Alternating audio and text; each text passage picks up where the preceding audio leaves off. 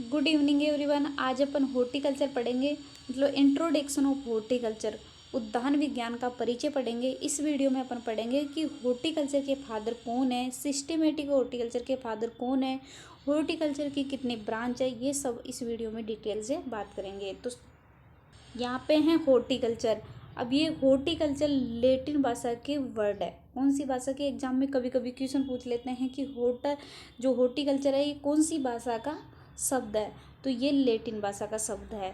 तो सबसे पहले बता दूं कि जिनके पीछे कल्चर लगा होता है वो लेटिन भाषा का वर्ड होता है, और जिनके पीछे नोमी, लोजी और लोगस लगा होता है वो ग्रीक भाषा का वर्ड होता है। जैसे कि लेटिन भाषा के वर्ड देख लेते हैं अपन, जैसे हैं हॉर्टिकल्चर है तो ये लेटिन भाषा का शब्द है। ओलेरी कल्चर है, ये भी लेटिन भाषा का शब्द है।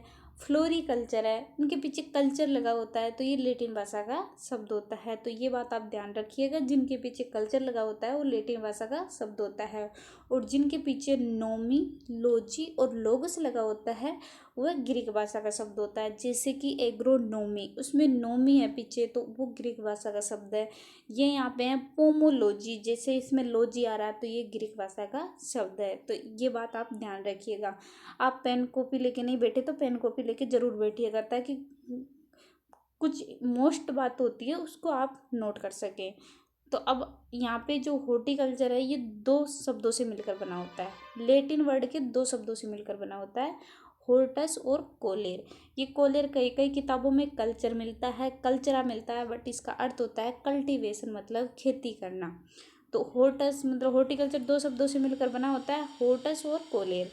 हॉर्टस का मतलब होता है गार्डन, मतलब बगीचा, और कोलेर का मतलब होता है कल्टीवेशन, मतलब खेती करना। हॉर्टिकल्चर शब्द समझ में आ गया। अब पढ़ेंगे कि हॉर्टिकल्चर की कितनी ब्रांच होती है।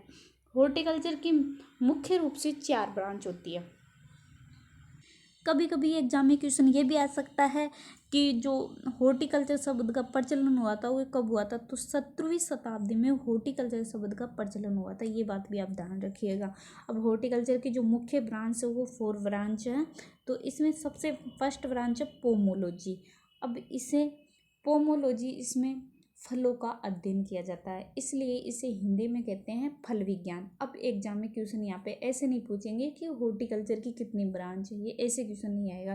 क्वेश्चन ऐसे आएगा कि पोमोलॉजी मतलब किसका अध्ययन किया जाता है। पोमोलॉजी में फलों का किया जाता है, या फिर सब्जियों का किया जाता है, या फूलों का किया जाता है। तो पोमोलॉजी को हिंदी में कहते हैं फल विज्ञान।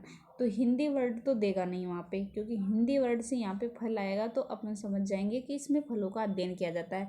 वहाँ पे इंग्लिश वर्ड देगा पोमोलॉजी। तो पोमोलॉजी में किसका अध्ययन किया जाता है, तो पोमोलॉजी में फलों का अध्ययन किया जाता है। नेक्स्ट अपनी ब्रांच है फ्लोरिकल्चर। इसमें हिंदी में कहते हैं फूल विज्ञान। तो इसमें फूलों का अध्ययन किया जाता है, जिसमें फूलों का अध्ययन किया जाता है उसे फ्लोरिकल्चर कहते हैं। ये बात आप ध्यान रखिएगा, एग्जाम में क्वेश्चन आ सकता है कि फूलों का अध्ययन किस में किया जाता है। ऑप्शन आ जाएगा पोमोलॉजी, फ्लोरिकल्चर और ओलेरिकल्चर। तो फ्लोरिकल्चर में फूलों का अध्ययन किया जाता है। नेक्स्ट अपनी ब्रांच है ओलेरिकल्चर। अब ओलेरिकल्चर को हिंदी में कहते हैं सब्जी विज्ञान। तो इसमें सब्जियों का अध्ययन किया जाता है। हिंदी में क्या कहते हैं, सब्जी विज्ञान। तो आप हिंदी में याद नहीं रखिएगा, इनको इंग्लिश में याद रखिएगा, पोमोलॉजी, फ्लोरिकल्चर और ओलेरिकल्चर। मुख्य इन 3 ब्रांचों से क्वेश्चन पूछते हैं कि इनमें किसका अध्ययन किया जाता है।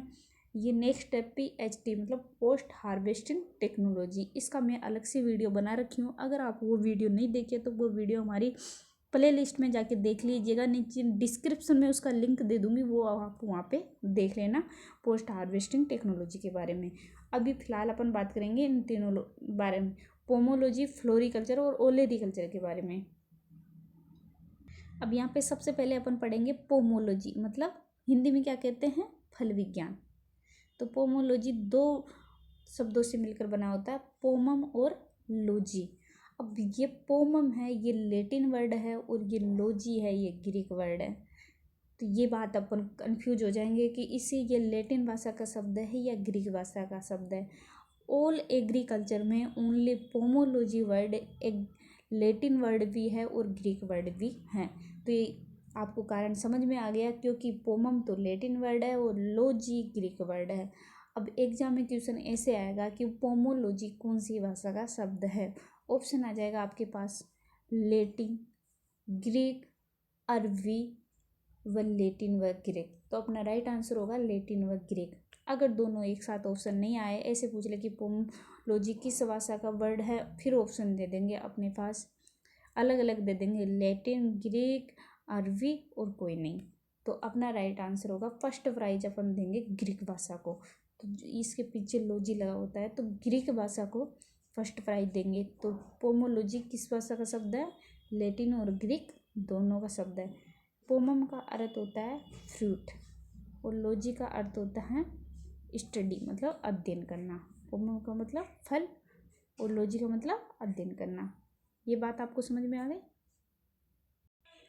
आप हमारे चैनल को सब्सक्राइब नहीं किए तो सब्सक्राइब कर लीजिएगा और अपने फ्रेंड्स के पास शेयर कीजिएगा। अब यहाँ पे अपनी नेक्स्ट ब्रांच है ओलेरीकल्चर। अब ओलेरीकल्चर को हिंदी में कहते हैं सब्जी विज्ञान, मतलब इसमें सब्जियों का अध्ययन किया जाता है, उसे ओलेरीकल्चर कहते हैं। ये कौन सी भाषा का शब्द है?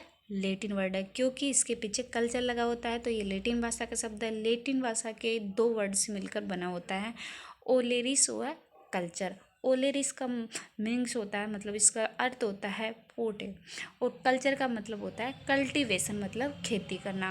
अब ये ओलेरीकल्चर आपके समझ में आ गया, इसमें सब्जियों का अध्ययन किया जाता है और ये लैटिन वर्ड का मतलब इसकी भाषा है वो लैटिन वर्ड है। ये दो शब्दों से मिलकर बना आता है। ओलेरिस और कल्चर की बातें आप ध्यान रखिएगा। अब अपनी नेक्स्ट ब्रांच है वो है फ्लोरीकल्चर। अब फ्लोरीकल्चर, इसके पीछे कल्चर लगा होता है तो ये लैटिन वर्ड में आपको बता दिए, यहाँ पे फर्स्ट बार में बता दी, जिनके पीछे कल्चर लगा होता है वो लैटिन भाषा का वर्ड होता है, तो इसके पीछे कल्चर लगा होता है तो ये लैटिन भाषा का वर्ड है। फ्लोरीकल्चर में किसका अध्ययन किया जाता है? फूलों का अध्ययन किया जाता है। और ये जो फ्लोरीकल्चर है ये लैटिन भाषा के दो वर्डों से मिलकर बनी होती है, फ्लोवर और कल्चर। यहाँ पे RUS आएगा, ये आप सही कर लीजिएगा। और इसका अर्थ होता है फ्लोवर मतलब फूल, और कल्चर का मतलब होता है कल्टीवेशन, मतलब खेती करना। तो फ्लोरीकल्चर आपके समझ में आ गया, इसमें फूलों का अध्ययन किया जाता है, ये दो शब्दों से मिलकर बना होता है।